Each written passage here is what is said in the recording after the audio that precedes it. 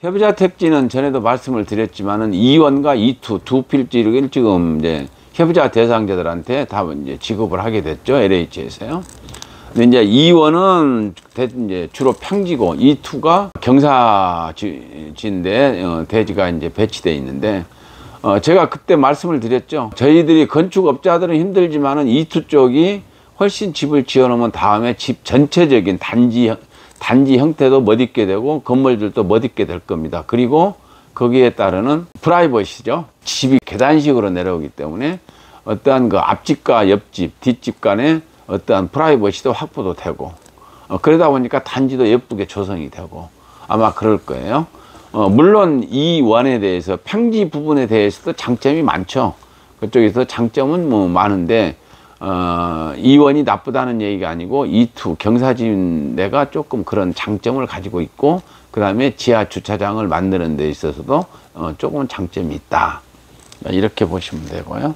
그 다음에 이제 협의자 택지를 가지고 계신 분들이 특히 이제 이투의 대상자들이죠.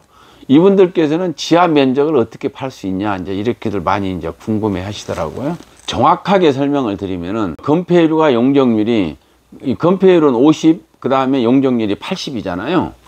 그랬을 때 내가 가지고 있는 대지가 80평이라고 기준을 해요. 80평. 그러면 80평일 때 수치상의 설명을 드리는 거니까 오해는 하지 마시고 들어주시길 바랍니다. 대지가 80평이면 우리가 건폐율이 50%니까 40평을 지을 수 있죠. 1층 바닥을 40평 안 칠 수 있어요. 그러면 지하를 40평 이하로만 파면 돼요. 40평 이상을 파면은 건축 허가가 떨어지질 않아요.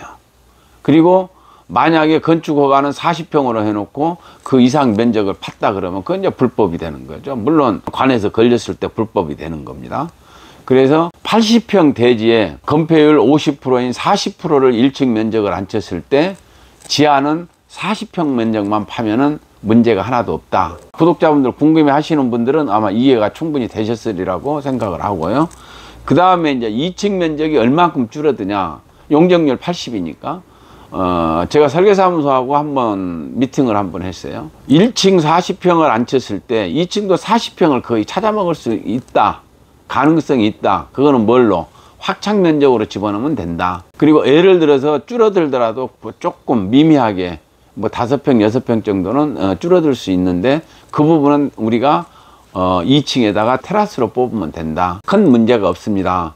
그리고 다음에는 이제 옥탑 면적은 줄어드니까요. 옥탑은 계단실이나 할지 뭐 이런 걸로 해서 끌어올려 가지고 테라스 이제 전체를 옥상 테라스로 이렇게 사용을 하시면 되니까요. 이제 이 정도 설명이면 아마 구독자분들이 대충 머릿속에 그림이 그려질 거예요. 혹시 궁금하시면은 상가주택 같은 경우에는 기본 도면을 뜰 수가 있어요. 근데 단독주택 같은 경우에는 건축주의 성향이 다르기 때문에 건축주의 성향을 어느 정도 파악이 돼야 가도면을 떠드릴 수가 있어요.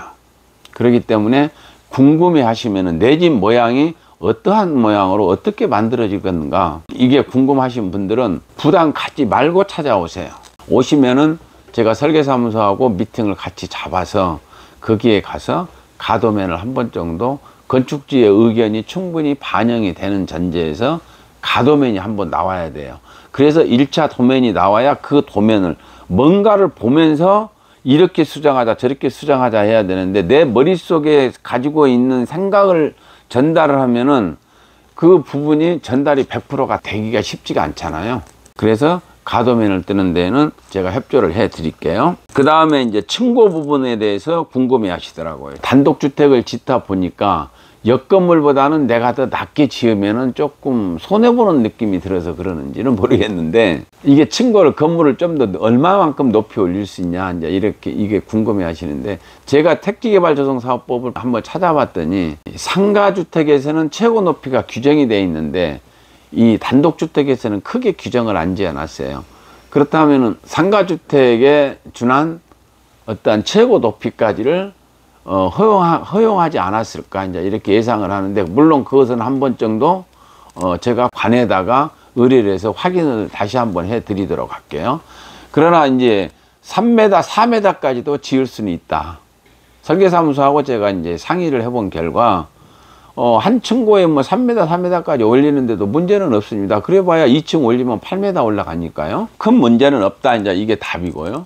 그런데 이제 저는 그렇게 생각을 해요. 건물주께서 특별한 목적이 없는 한은 그렇게까지 한 층에 층고를 그렇게 높이 올려야 되냐, 이건 고민을 해볼 필요는 있어요. 왜? 우리가 여름에는 에어컨을 돌리고 겨울에는 냉난방을 돌리잖아요. 그랬을 때 열 효율이 그만큼 떨어져요. 이유 없이 층고를 올렸을 때.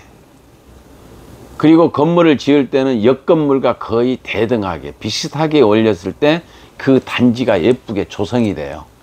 다른 건물들은 층고를 10m로 해서 마지막 층고를 10m로 하는데 내 집만 12m로 올린다 그래서 그 내 집이 돋보이거나 그러지는 않거든요.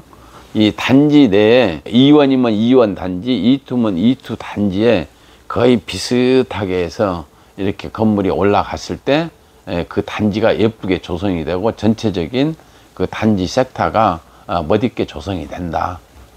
그러나 궁금해 하시는 층고 높이는 아마 건축주 분들이 원하는 층고만큼 올리는데 큰 문제는 없다.